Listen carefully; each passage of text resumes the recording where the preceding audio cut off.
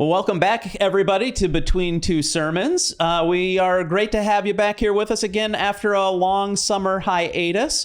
Rob and I have been sitting in these seats all summer long, just waiting to hit record. Get back. I know. Right. And you're Chomping finally at the back bit. here with us. Right. So great to have you with us. And we are now starting a brand new series, Rob, in the book of Daniel. So let's jump into this. Yeah. My first question off the top of my head is why Daniel? Yeah.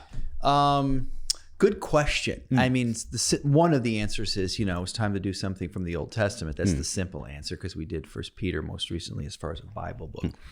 But I think Daniel is a book, as we talked about even earlier today, ancient book, one of the books of the Old Testament. That's what I mean by ancient book. It's a long account of a prophet and a statesman named Daniel.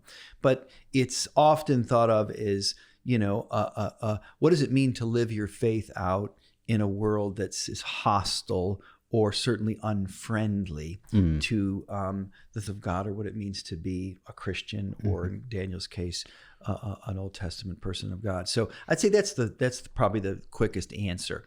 It's a book that is, complicated in some level. Some of it's not, as far as its prophecies, but really it's about a man and his friends, Jewish men who are, taken as a young age to live in a very different culture, very unfriendly to the ways of God and the ideas of God and the presence of God and the worship of God. But yet they are called to be people of God, and to be people of faith. And they do it without a lot of the props or the supports that once were true. And I think that's, I think there's some resonance in our day. We live, you and I are grateful to live in the United States of America with all of its imperfections. It's still a great place to live relative to other places in the world. But even the great United States of America or the Western world, morally, or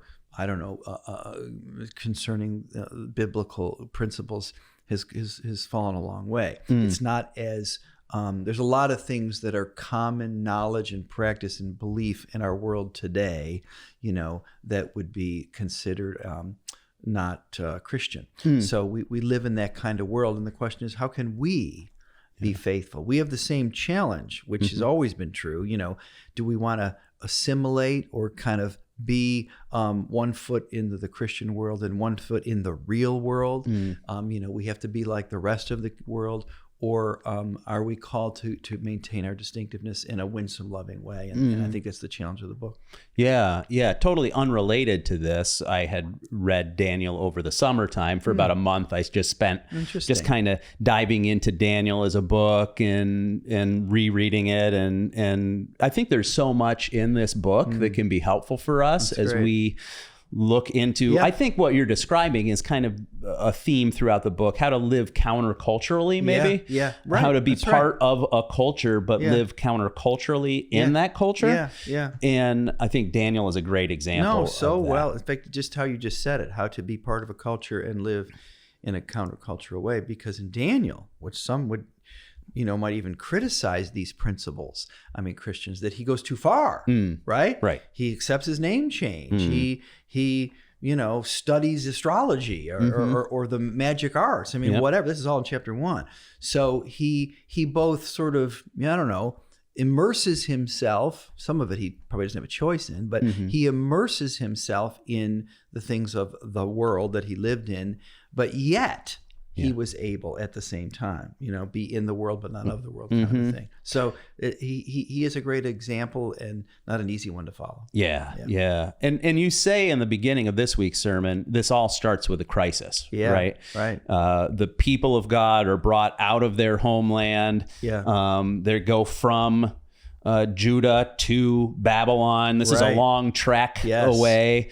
And Daniel and his friends are selected out of all of the country to be part of the royal court. Right. And, that's right. But it all starts with a crisis. And I think we can all identify with that if we look at the world around us right now. Right. In some ways, it just feels like we're always in a state of crisis. And I think many of us experience that. Yeah, and it's interesting. I was just thinking of a quote, I think it was by Tim Keller, and maybe 10 years ago or more, but it stands true. And he said, we live in a divided country. And he said, there's people, he was just using politics as an example. He said, there's people on the left who say, what happened to my country? And it's the country that I grew up in is gone. And he said, there's people on the right who say the exact same thing. Right. What happened to my country? And for whatever reasons, beyond politics, in many ways, so much change has expired.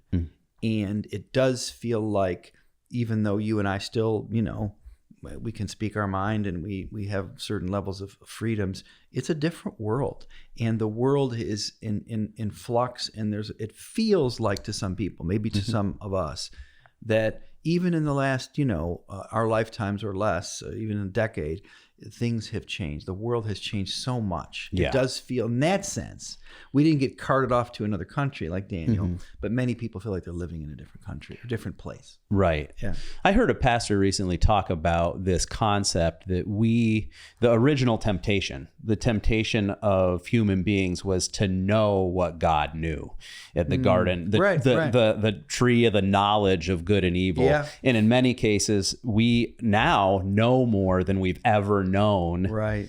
In history. Right. Like, I mean, what we carry around in our pockets, right. The fact that we can look up Bigger anything. than the Library of Congress. Yeah, it's Right. unbelievable. Right. Kings didn't have this kind of knowledge before. And yet we still feel powerless because we don't have the authority that God has. We don't have the power that God has. And I think that's your first point, that ultimately, when we are in this state of powerlessness, or we see the stuff around us, but we feel this lack of control, we need to realize that actually, despite what it looks like, God is actually in control. That's right. No, that's huge. That is so important to not only to the book of Daniel, but I think to our faith, which is the point. How do we live? Because it's very easy to confuse, that things make sense, that feel comfortable, or seem even to be in line, let's say, with biblical values, if I can use it. When those three things, or a combination of those three things, seem not to be at play, things don't seem to make sense, and my values are no longer mainstream, and the Bible doesn't seem to be talked about, one could assume God's no longer active, and God has lost his way or lost his interest. Yes. And that's a great challenge for all Christians, even mature Christians. And the book of Daniel says, think again, because, God's is the famous Isaiah quote, God's ways are not our ways. God doesn't think like we think. We have to be careful to recognize, as you were saying, that, we are not God, and he is, he can still be loving and caring and sovereign, but he doesn't work in the way that we think he should always. And we have to be careful not to miss that. Yeah, definitely. And we have Daniel and his friends who get new names. Yeah. Brand new names. As you said, they actually took these names, Shadrach, Meshach, Abednego, they'll come up later. But they're kind of brought into this royal court, and they're trying to figure out, how do we live with the distinctiveness of our beliefs, and yet in this new culture? How do we do that? That's right. And they kind of draw this line with, hey, let's watch what we eat. And, we don't want to eat what everybody else is eating. Yeah.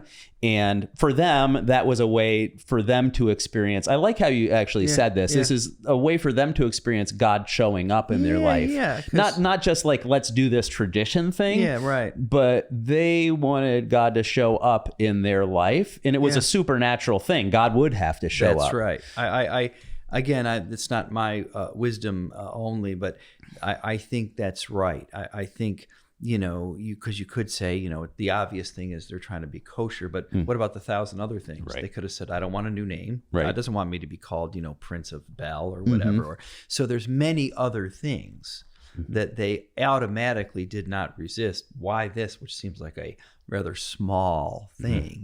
You're the dietary laws, which hardly made sense in Babylon anyway.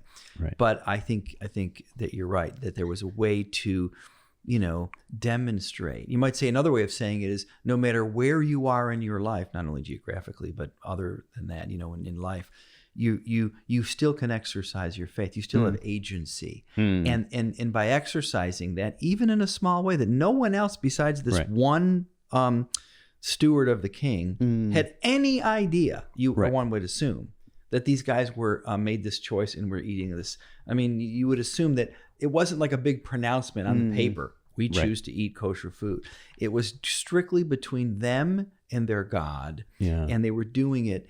And God did need to show up because if in 10 days, he was making a bet. He said, Daniel, see if in 10 days we're not okay. He didn't know that was going to be the case. Right. But he was saying God can show up and do something, just like he did in the super, giving them 10 times smarter than everybody else. That was obviously, or it says in the passage, verse 17, that God gave them that. So that's a powerful thing, that God can show up in your life, even in the worst of places. Right. And you do see that theme throughout the book too, just kind of giving some people a hint. Like a lot of these stands that Daniel makes, that his friends make, some of them are public, like not bowing down to the idol, that's golden idol, but a lot of them are just private decisions that they're making behind closed doors. That's right. That are just their decisions between them and God. That's saying like, this is about my character between me and you. This isn't like me trying to prove something to the people around me. Right. So that's an interesting it makes me think of another statement I read. I don't know if I said it in the sermon. God, we are not called to make the culture Christian. We are called to be a Christian in a sometimes hostile culture. Right. I mean, I think that's a pretty powerful statement when we think about the the politicization of the church, which is not new news, but it's real news. It's real life because why would we expect non-Christian people to live Christian values? It doesn't make any sense. That's almost antithetical to the gospel. That's Phariseeism. So our job is not to turn the nation or the community into a Christian-like environment. It's to bring Christ in our lives, and often that's private and quiet. In other words, I'm just trying to live before my neighbors as a Christian, not make them sign a document that they're a Christian. So it's a different thing. Yeah. And you think, as I reflect on it, it makes me think about the places in the world that we partner with, even, like in Kosovo or in Senegal, where Christians are not the majority in these places. And it's their norm to live like Daniel. That's right. And we have a lot to learn, I think, from those places too. Yeah, absolutely. I agree 100%. We are being quickly released of the supports and props that people in other places have never had. Right. And maybe that's part of the point of the book of Daniel. Right. Because those things can get in the way. That's not what it's about. Yeah. And I think I like how you tied it all up with the fact is God wants to work through your life too. That's right. Like he's not just at work in your life. He wants to work through your life too. Yeah. I think that's a beautiful reminder for all of us and gives us hope, in the midst of this. It gives us hope and purpose even. Yeah. You don't need maybe there's many things we thought we needed or we had to have in order to be faithful. Right. And it turns out in Daniel's case, many of those things you don't really need. What you need is God. Yeah. What you need is the promises of God. And what you need is a growing faith. And if a lot of other things are missing, if there's not support and acknowledgement of your choices, many of the choices, as you were saying, like the food thing, it's a private choice. It was never meant to be a public declaration. It was simply one small way that maybe Daniel and his friends were trying to grow their faith in an environment where it wasn't so easy to grow your faith. And that should be the same for us. Yeah. And I do love the fact that you just said it was Daniel and his friends. So there's also this community aspect to it as well, that we need those people in our lives that can be like, hey, I'm in this with you. Yeah. No question. That's a huge part of it. And it's interesting. Daniel ends up getting, the title of the book, but these other three men with strange names were every bit as real to the story as he was. Yeah, it's beautiful. Yeah. It's beautiful. Well, thanks for leading us in this, Rob, and through this week. And I think one great question to ask yourself, whether it's in the context of your small group or you're just watching this, is where might God be at work in your life right now? Yeah. Maybe in the situation that you don't even think God's there, but where could he be at work in your life? And where might that be an opportunity to trust him for something even Maybe bigger? he's inviting you to take a step of trust. Mm-hmm. Yeah. So hope you get a chance to discuss that. And until then, we'll see you back here next week at Between Two Sermons.